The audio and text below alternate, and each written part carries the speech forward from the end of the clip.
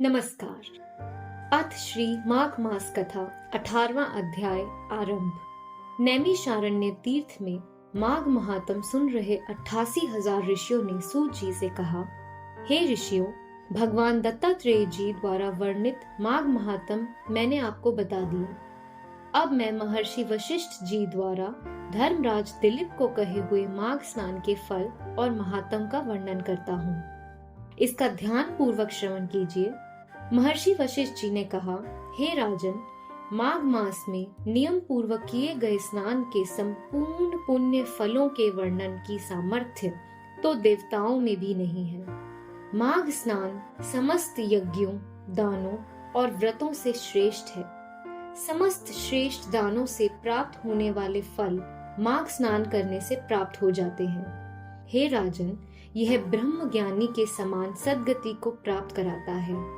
यदि घोर पातकी मनुष्य भी मकर के सूर्य में माघ स्नान के पश्चात ईश आराधना करते हैं, दान करते हैं तथा अपने शेष जीवन में पापों से बचे रहकर शुभ कर्म करते हैं, तो वे समस्त पापों संतापों से मुक्त होकर सद्गति को प्राप्त करते हैं। हे दिलीप, माघ स्नान से मनुष्य गण पवित्र होकर मातृ पितृ कुलों के पितरों सहित उत्तम सुंदर विमानों पर चढ़कर स्वर्ग को जाते हैं। जो माघ महीने में नदी में अरुणोदय काल का स्नान करता है, वह माता तथा पिता के वंश के समस्त मनुष्यों का उद्धार करके सुंदर माला लेकर स्वर्ग जाता है।